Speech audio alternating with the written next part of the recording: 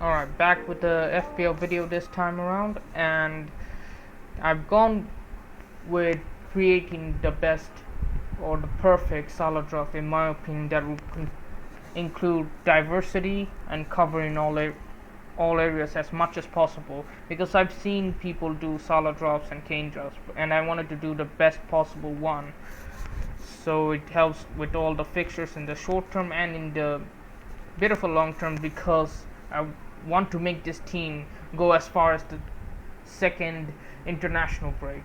And this is it.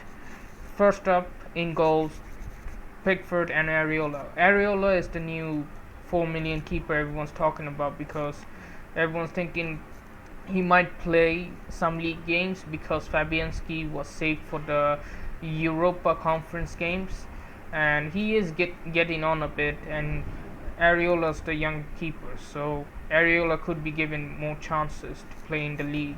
So he's in, and the main goalkeeper is Pickford, because he's in an Everton side. Everton keeps more clean sheet than scoring goals, and the fixtures go along with it as well. He has saved a lot of shots in the last season, and he sometimes saves penalties as well. Between him and Tarkowski, I think I'd rather pick Pickford, because it allows me to have better defenders. And Pickford has things to play for, because he would want to prove himself before the Euros kick in. So this could be a very vital season for him. That's why Pickford is first, and he's also 4.5 as well.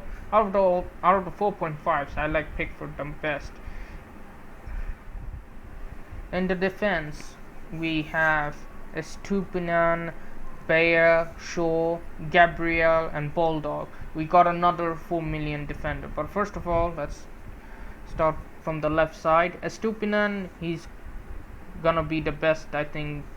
Brighton, I said, I'm gonna have in this team. He's not only very attacking left back, but he's also their only best left back. They can't rotate him properly, and he has fixtures to go along with it. I think he's gonna do really well. He's highly owned as well, so I want to keep him, and he's just 5 million. That's exactly what I wanted. I wanted him to be 5 million. And the next one are Bayer, the 4 million defender, and the other one is Luke Shaw. Onana is coming back, so Onana is coming to United. I think it's very close to a deal, so it could even help improve the defense even more, even though last season David De Gea won the Golden Glove, so it just proves how good the defense was for United, and this season it could be even better with the addition of Onana. And he's very attacking as well, and he's one of the most nailed players in that United side. The other two that I have left are Bulldog. Bulldog is the new 4 million defender that people have found. So there's now three. There's Bell, Bayer, and Bulldog. Bulldog is supposed to be a wing back for Sheffield United, very attacking, and yeah, he should get some minutes. He played the majority of the games for Sheffield United as well. And the main man is what I want to talk about here is Gabriel. Now this was the choice: either go with Tarkowski and Ramsdale, or go with the combo of Pickford or Gabriel. I chose the Pickford and Gabriel combo because it covers the 5 million price point as well. I'm not selling Estupinan anytime soon, so if I'm gonna sell anyone, it could be Gabriel. So Gabriel, it could be Gabriel, but maybe if Arsenal keep losing their clean sheets like they did in the tail end of the season last time, he could be the sacrificial lamb. And he's just so good at heading and scoring goals from headers as well, and he's nailed as well. Even though he gets a yellow card here and there, you can say Zinchenko is better, but Zinchenko also gets yellow cards. Yeah, he plays on the left and drifts inside sometimes, but yeah, Zinchenko has more chances of getting assists, while Gabriel has more chances of getting goals from set pieces. I've seen him get goals so many times from corners as well, and Gabriel is such a good price point. He was like 5.5, I think, last time around, and now we got him at 5 million. That's a really good price for him, for a defender who has very good at goal threat, and he plays for Arsenal with those glorious fixtures. Yeah, that's why I choose Gabriel. Moving on to the midfield, and there are few changes, and obviously the first one is Salah. Second of all, it's Sterling. Let's talk about Sterling first. Now, remember when I said I wanted to cover a lot of teams? Yeah, that's why Sterling's here. Sterling will cover me for the Chelsea fixtures in the long term. Like, they have Liverpool first, but at home, if they can get past Liverpool quite comfortably, like very decently, like semi decently, they're good. Like West Ham away, without Rice, their defense is open. Luton at home, that's an attacking fixture. Forest at home, that's an attacking fixture. Bournemouth away, that's still an attacking fixture. And Pochettino is more of an attacking manager than a defensive manager, and he did do wonders with Son on the left hand side, so I'm guessing he could do the same for Sterling. And he's an experienced player. He's 28, I think. He's 28. He's in his prime. He should be hitting his prime right now. Pochettino could help him and bring out the best in him. I hope so, and I really believe so. And it was his first season at Chelsea. He was one of their best players. He scored probably the majority of the goals they did score. Sterling had a rough time, but it was his first year, and in the second year, when good players have a rough time, they do really good in the second year. And he's very cheap as well this time around. He was not. You can't forget, he wasn't like 9 or 10 million player at one point when he was City, and last year he was 9 million, and we are getting him at 7 million. He's 0.5 lower than Nkunku, and he's a midfielder while Nkunku is a forward, so he could be a very, very good pick if it comes to. I'm guessing he could get the Marcus Rashford effect. Like last time, speaking of Rashford, last time they just criminally downgraded him to 6 million. I don't think FPL ever gonna do that mistake again with a player like that. But this time he's 9 million, and he's still in my team. Like, I'd rather pay 0.5 for Rashford than have Bruno, because Rashford has goals in him, while Bruno sometimes gets the assist of the assister, and he drops deep. He will be the best player on the pitch, but not in terms of FPL. While Rashford will be the best FPL pick from that United side. And the other one is Saka, because he's very highly owned. He's on pens, and he's one of their most nailed on attackers for Arsenal. Arsenal really depend on him, and Mikel Arteta doesn't sub him off easily. And the other two we have left are Salah and Mbeumo. Salah is the main reason why I even have this draft. Now, I do personally prefer for my own team to not go with Salah, because he's just too expensive. There's so many good options. I can just split that money. But since it's about Salah in this draft, and people will get some get some tingly sensation that I shouldn't go without Salah. And they would have that fear factor, because Salah have shown how explosive he is and why he deserves to be in that price. But he could be on the decline though. Like, he is getting on a bit.